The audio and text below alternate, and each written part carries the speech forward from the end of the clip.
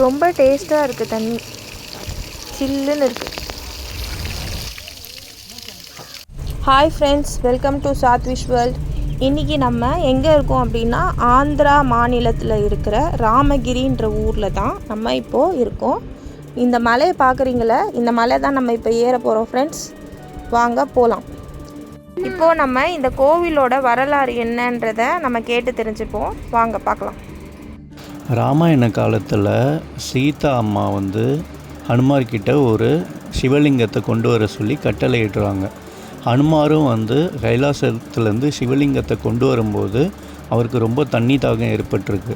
So அவர் ராமகிரி அப்படிங்கிற ஒரு ஊரில் ஒரு குளத்தில் தண்ணி குடிக்கலான்னு வந்திருக்காரு. அந்த குளத்தில் இருக்கிற அதிசயம் என்னன்னு பார்த்தீங்கன்னா, ஒரு நந்தி வாயிலேருந்து 24x7 ரொம்ப வருஷமாக அந்த நந்தி வாயிலேருந்து தண்ணி வந்துட்டுருக்கு. அதுவும் அவ்வளோ பியூரான தண்ணி. அந்த தண்ணியை குடிக்கிற வரைக்கும் ஹனுமார் என்ன பண்ணுறாருனா, அங்கே இருக்கிற ஒரு சிறுவன்கிட்ட அந்த சிவலிங்கத்தை கொடுக்குறாரு.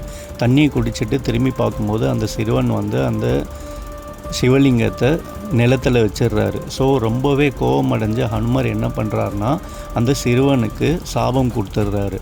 அப்புறம் அந்த சிவலிங்கத்தை அங்கேருந்து எடுக்க ரொம்ப முயற்சி பண்ணுறாரு, வரல. ஸோ ஹனுமாரோட வாள் வச்சு அவர் அந்த சிவலிங்கத்தை கட்டி இழுக்கிறாரு, அப்பயும் வரல. ஸோ அந்த ஒரு ரீசன்னால் தான் இந்த கோயிலுக்கு வாலீஸ்வரர் அப்படிங்கிற நேம் வந்திருக்கு.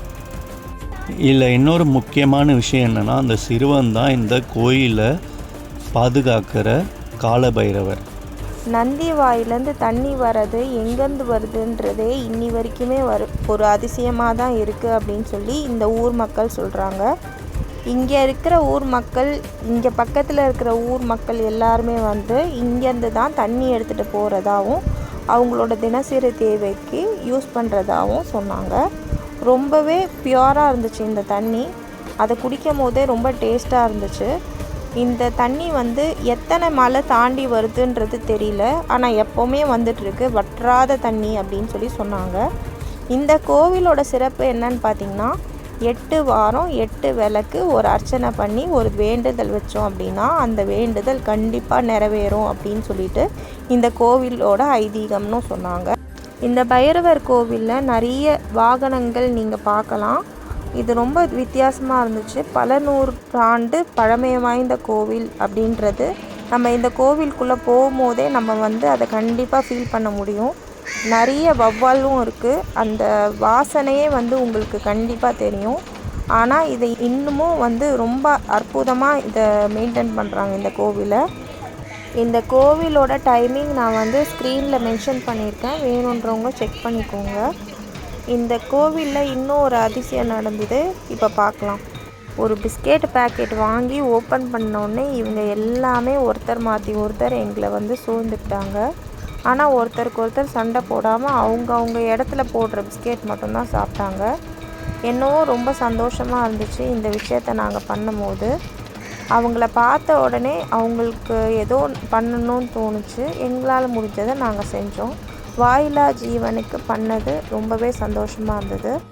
இந்த தீர்த்தத்தை நம்ம எடுத்துகிட்டு போய் வீட்டில் வச்சா அவ்வளோ நல்லதுன்னு சொன்னாங்க. ஒரு முக்கியமான விஷயமும் சொன்னாங்க.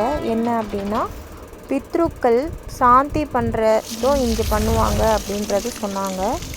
இந்த விஷயம்லாம் இங்கே இருக்கிறவங்க ஊர் மக்கள் தான் சொன்னாங்க. ரொம்ப நல்லா இருந்தது. இந்த நந்தி பார்த்திங்களா, எவ்வளோ சூப்பராக இருக்குது, அதிசயமாக இருக்குங்க. அந்த வாயிலேருந்து வர தண்ணி அவ்வளோ தூய்மையாகவும் அவ்வளோ இனிப்பாகவும் இருக்கிறது நிஜமாகவே மெய்சிலிர்க்க வைக்குது.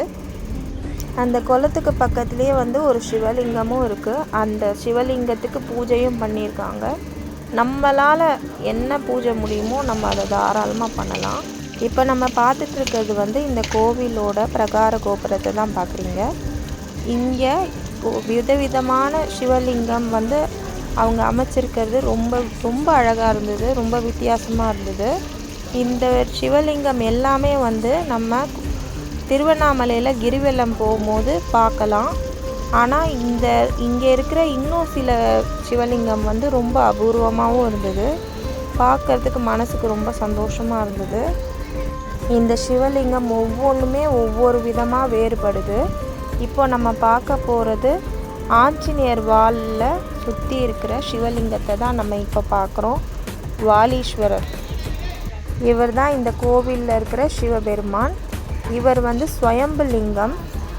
ஒரு வாட்டி ஆஞ்சநேயர் கைலாயத்துலேருந்து எடுத்துகிட்டு வரும்போது அவருக்கு தண்ணி தாகம் ஏற்பட்டு ஒரு சிறுவர்கிட்ட இந்த சிவலிங்கத்தை பார்த்துக்க சொல்லி கொடுத்துருக்காரு. ஆனால் அந்த பையன் கீழே தரையில் சிவனை வச்ச உடனே அந்த சிவனை திருப்பி எடுக்க முடியலை. ஆஞ்சநேயர் தன்னோட வாளால் கட்டி அந்த சிவலிங்கத்தை எடுக்க முயற்சி செய்கிறாரு. ஆனால் முடியலை. உடனே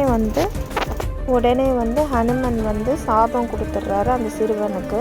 அவர் தான் இங்கே இருக்கிற கால பைரவர். ஒரு வாட்டி கண்டிப்பாக இந்த கோவிலுக்கு போயிட்டு வாங்க.